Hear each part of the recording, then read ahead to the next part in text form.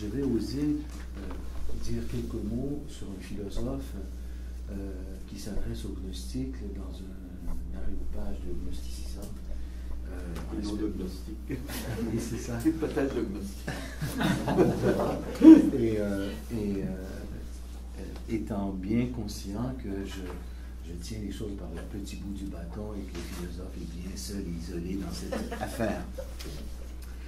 Alors, au chapitre 14 et 15 du traité 33 de Plotin contre les gnostiques, Plotin dit sur la nature même de sa propre philosophie, avec une insistance inusitée, des choses qu'on ne le voit prononcer de cette manière nulle part ailleurs. Je donne un premier exemple, c'est votre texte 1. Pour ce qui concerne leurs autres enseignements, il s'agit des gnostiques, bien évidemment, je vous les abandonne pour que les lisants vous examiniez et considériez par tout ceci, à savoir que le genre de philosophie, eidos philosophias, qui est une formule unique dans l'œuvre de Plotin, que nous poursuivons, le genre de philosophie que nous poursuivons, en plus de l'ensemble de ses autres bienfaits, manifeste aussi la simplicité de caractère assortie de la pureté de la réflexion, une philosophie qui, poursuivant ce qui est digne et non pas ce qui est arrogant, otades, dispose d'une hardiesse, taraléon, empreinte de raison, de beaucoup d'assurance, asphaléias, et de précaution, eulabéias, et d'une très grande circonspection, épaisse, qu'on compare donc ce genre de philosophie avec les autres. Ce qui frappe d'emblée dans ce passage, c'est le vocabulaire que Plotin emploie pour parler des conditions d'exercice de sa philosophie. Tout d'abord, l'expression « genre de philosophie » est unique chez Plotin. Jamais il ne parle ailleurs de son genre de philosophie, jamais il ne discute de son genre de philosophie, sans doute parce qu'il n'en avait pas besoin. Ensuite, Plotin aligne l'un après l'autre 5 termes dans ce court passage, donc otades, taraléon, asphaléias, eulabéias, périopes, 5 termes qui représentent en fait 5 apax, ou presque dans son œuvre, l'un des 5 termes apparaissant 2 fois, mais dans le même traité, dans ce même traité. Sinon, non. À savoir 2 adjectifs et 3 substantifs. Pour otades, il s'agit de fait d'un apax, mais dans le même traité, au chapitre 9, un peu auparavant, il était question déjà de eotadeia, de l'arrogance chez les hommes. C'est le texte numéro 2. On dit « Car se retrouver au-dessus de l'intellect signifie d'emblée choix hors de lui, mais les hommes dénués de sens se laissent persuader en entendant tout à coup des propos tels que tu seras supérieur à tous, non seulement aux hommes, mais même aux dieux, car grande est l'arrogance, c'est l'otadeia, parmi les hommes, mais aussi l'homme au départ un, mesuré, simple, particulier, s'il entendait tu es un enfant de Dieu, tandis que les autres que tu admirais ne sont pas ses enfants, non plus que les êtres qu'ils vénèrent, selon la tradition reçue de leur père, mais tu es supérieur au ciel, même sans effort, etc. On voit bien le contexte de la discussion. L'otadeia est celle des gnostiques qui, sans se forcer, se croient enfants de Dieu et capables de se retrouver au-dessus de l'intellect. Or, au-dessus de l'intellect, il n'y a plus que l'homme. Du point de vue de Plotin, en tout cas. L'otadeia, terme très intéressant, c'est, selon le dictionnaire, n'avoir confiance qu'en soi-même, n'aimer que soi-même, être infatué de soi-même, etc. Bref, c'est la mauvaise confiance en soi, selon Plotin, la confiance imméritée, injustifiée, illégitime en soi-même. De leur côté, asphaléias, l'assurance, et périopes, la circonspection, sont aussi des apax. Ces termes n'existent pas ailleurs dans son œuvre. Mais pour eulabéias, il apparaît 2 fois dans le traité, comme je l'ai dit, mais nulle part ailleurs. Texte numéro 3. Il faut donc leur enseigner, s'ils pouvaient le supporter avec bienveillance, quelle est la nature de ces choses, pour qu'ils cessent cet outrage, l'odorias, à l'égard de ce qui est digne d'estime, auquel ils s'adonnent frivolement, plutôt que de manifester la grande précaution, périopes, qui conviendrait. Avec des termes nouveaux, 5 termes nouveaux en quelques lignes, Plotin insiste donc sur la différence de méthode par rapport à celle de ses adversaires. Cette différence de méthode était déjà annoncée au début du chapitre 14, quand il avait dit « Et en prétendant se purifier des maladies, S'il faisait référence par là à un mode de vie tempérant et ordonné, il parlerait avec justesse comme s'expriment les philosophes. C'est ligne 11-13 du chapitre 14. Donc les gnostiques n'agissent pas ou ne parlent pas comme des philosophes. Au chapitre suivant, chapitre 15, Plotin explicite encore ce qu'il veut dire par là. Car il y a deux écoles sur la fin à atteindre, l'une posant pour fin le plaisir du corps, l'autre élisant pour fin le bien et la vertu, hommes pour lesquels le désir à la fois vient de Dieu et est suspendu à Dieu. Et il poursuit, eux, les gnostiques, méprisant toutes les lois qui ont cours ici, prenant en ridicule la vertu qui a été découverte de tout temps, et ce fait d'être tempérant, de sorte que rien de beau ne soit vu ici-bas, eux donc suppriment à la fois le fait d'être tempérant, sophronème, et la justice qui naît avec les mœurs, est perfectionnée par la raison et l'exercice, et en général les choses par lesquelles on deviendrait un homme vertueux. Et plus loin, toujours au chapitre 15, il écrit « Et dans leur cas, témoigne aussi le fait qu'ils n'ont produit aucun traité sur la vertu, mais ont complètement laissé de côté la discussion de ces choses, et qu'ils ne disent ni ce qu'est la vertu, ni combien de choses elle comporte, ni toutes les nombreuses et belles choses qui ont été théorisées dans les traités des anciens, ni les éléments grâce auxquels elle s'acquérera et se préservera, ni comment l'âme est soignée, ni comment elle est purifiée. » La critique de Plotin à ce chapitre, donc les chapitres 14 et 15, fait en réalité boucle avec ce qu'il avait déjà dit plus tôt dans le traité au chapitre 6. Je n'ai pas encore découvert, soit dit en passant, la clé de lecture de ce traité qui semble avoir une cible unique, mais un tracé alambiqué, mais je vais essayer de me mettre à votre école pour la découvrir. Texte 4, il dit ceci, donc au chapitre 6, il n'y a pas non plus de mal à ce qu'ils indiquent les points sur lesquels ils veulent s'opposer, quand ce n'est pas en insultant et en faisant violence, dit Azuren kai Ubridzer, en insultant et en faisant violence aux élèves. Une phrase quand même stupéfiante. Qu'ils établissent la cohérence de leur doctrine auprès de ceux qui les écoutent, mais qu'ils montrent qu'elles sont justes, donc leurs propositions par elles-mêmes, celles qu'il leur a semblé bon de déclarer propres à eux, à l'encontre de l'opinion des anciens, qu'ils présentent de bonne grâce philosophiquement, philosophos, adverbial, un apax encore, qu'ils présentent philosophiquement leur doctrine elle-même et de manière équitable celle auxquelles ils s'opposent, et en ayant vu le vrai, sans poursuivre la renommée et incriminer des gens qui, depuis l'Antiquité, ont été jugés bons par des hommes qui ne sont pas de peu, et en se déclarant eux-mêmes meilleurs que ceux-là. En un passage du chapitre 6, Plotin admet cependant que les gnostiques, il leur concède ça au fond, ce qu'ils veulent, c'est fonder leur propre école. Leur propre école, sinon philosophique, en tout cas leur propre école en quelque sorte, d'enseignement. C'est le propre de ceux qui usent d'un nouveau langage, dit-il, pour constituer leur propre école, alvésim. Ils fabriquent ces termes comme s'ils n'avaient pas de contact avec l'ancienne Grèce, les Grecs connaissant et parlant clairement, sans étalage, des remontées hors de la caverne, en progressant peu à peu, de plus en plus vers une vision plus claire, car de manière générale, certaines doctrines à eux donc sont reprises par eux de Platon, et les autres, celles qu'ils taillent dans le neuf, kainotomousin, tailler dans le neuf, c'est ce qu'ils forgent, celles qu'ils taillent dans le neuf afin d'établir leur propre philosophie, celles-là ont été trouvées en dehors de la vérité. Alors j'arrête mon chapelet de citations et je résume. Je résume en 5 points les reproches que Plotin adresse aux gnostiques. Premièrement, ne pas argumenter en philosophe. Deuxièmement, ne pas enseigner les vertus.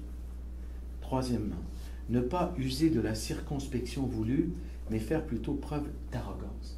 Quatrièmement, ne pas témoigner du respect voulu à l'égard des dieux.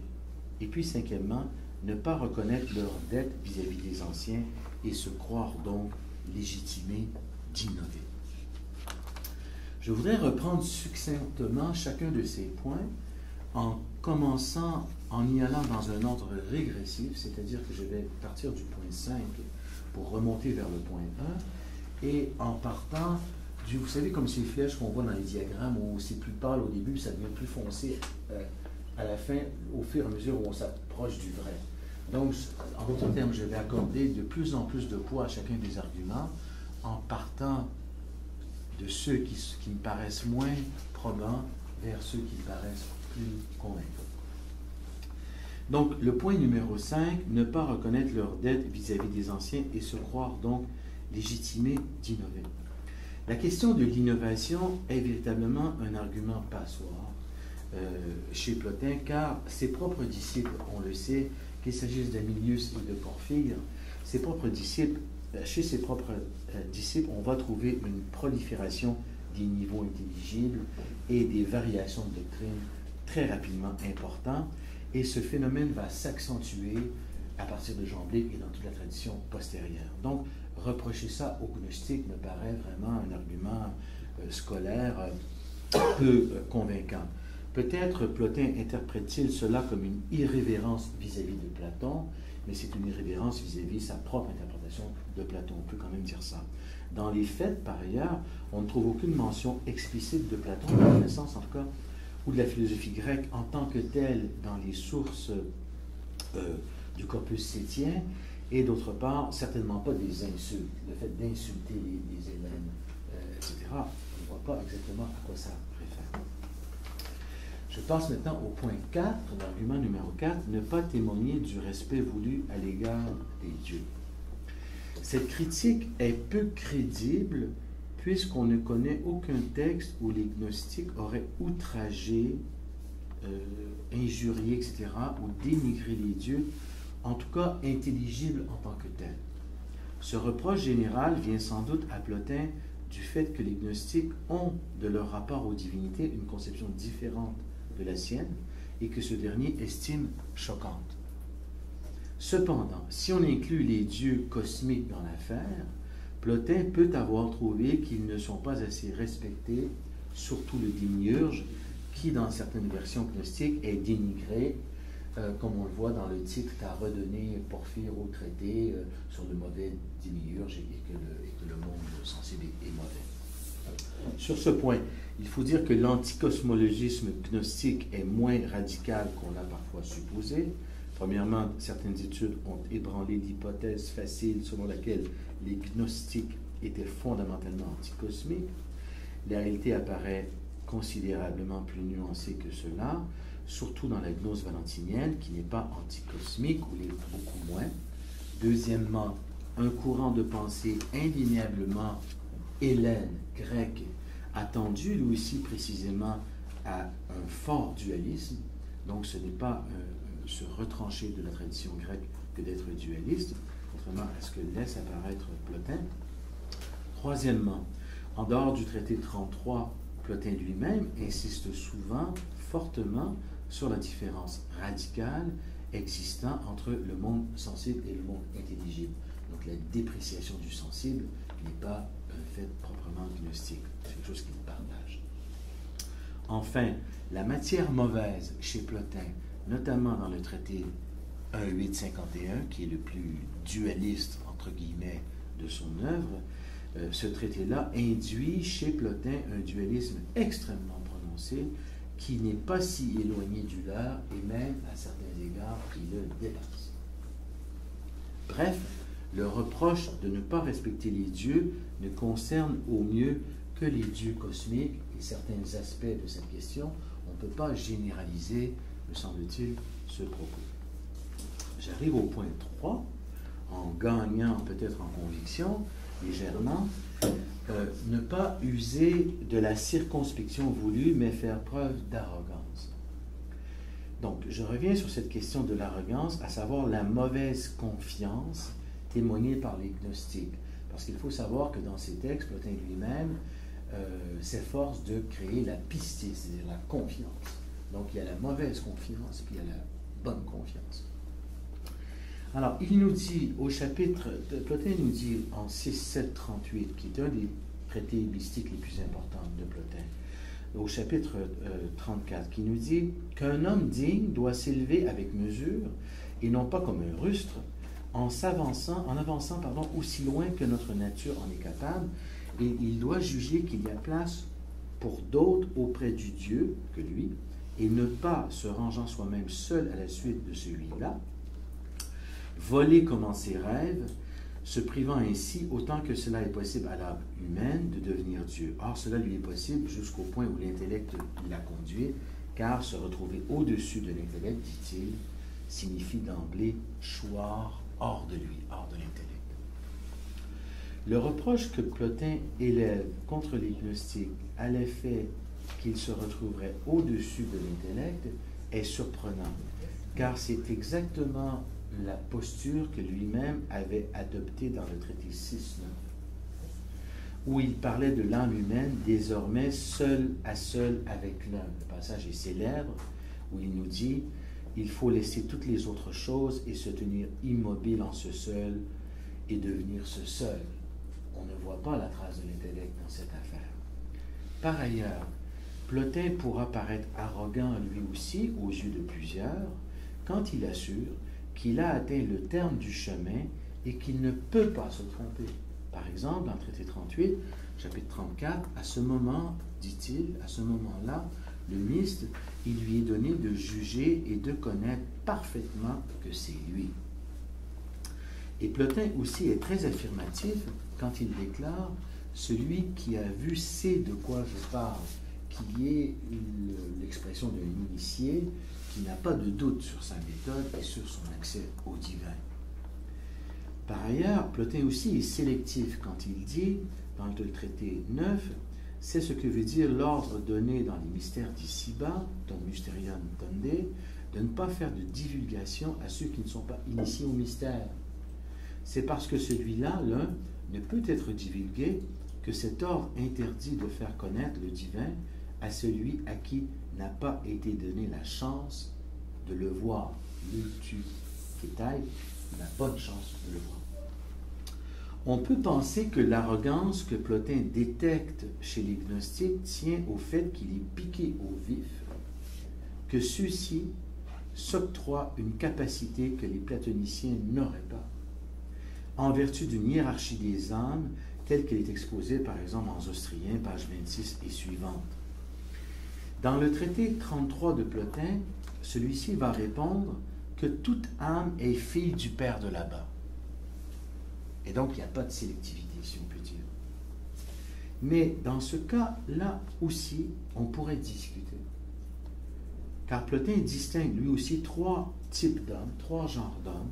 C'est très, très explicite dans le traité 5.9 et dans le traité 3.2, les traités 5 et 47 de son œuvre. Donc, les trois genres d'hommes, et semble réserver à une seule classe d'hommes, la classe des hommes divins, la possibilité de s'élever, un classement hérité, vous le savez, de Platon, dans le Phédon, dans la République, etc. Même dans le traité 33, Plotin distingue la vie des sages et celle des deux autres classes inférieures. C'est au chapitre 9, il dit « La vie d'ici est double, l'une pour les vertueux, spudaios, l'autre pour la multitude des hommes. Pour les vertueux, la vie s'orientant vers le plus haut sommet et ce qui est auguste. Pour les hommes plus humains, l'on rencontre à nouveau une vie double. L'une remémorative de la vertu, c'est la classe intermédiaire, qui prend sa part à un certain bien, l'autre, qui relève de la foule médiocre, artisan en quelque sorte des produits nécessaires aux gens plus dignes. Donc il y a vraiment une répartition également chez lui très forte. Plusieurs auteurs ont comparé et mis en balance la tripartition plotinienne et la tripartition gnostique, entre les psychiques, les idéiques et les mathématiques. Laquelle est la plus fermée, laquelle est la plus ouverte, la question se pose. Dans les différents passages concernés où il est question des classes et des types d'hommes chez Plotin, Plotin parle peu, pour ne pas dire jamais, d'une migration d'un groupe vers l'autre. Il n'y a pas d'expression claire là-dessus. Je pense à l'argument numéro 2, ne pas enseigner les vertus. Avec la question des vertus, on entre sur un terrain possiblement plus délicat pour les gnostiques. Plotin insiste beaucoup là-dessus et les hérésiologues également. La question de la préparation, de l'enseignement, de l'exercice des vertus comme conditionnel à la vision est très importante. Selon le schéma du Zoroastrien, la vaste majorité des gens possèdent des âmes mortes qui, après la mort du corps proprement dit, s'élèvent au-dessus du cosmos mais ne s'échappent pas des régions inférieures et expiatrices du monde qui inclut la dénommée terre aérienne, mais aussi certaines copies ou figures, les antitupoi, des niveaux supérieurs de l'être. Au-dessus des âmes mortes se retrouvent les trois classes d'âmes immortelles qui, après la mort, retournent à leur origine ou à leur racine. Or, parmi les élus, des échecs dans la remontée sont aussi possibles. C'est ainsi qu'en Zoroastrien, pages 44 et 46,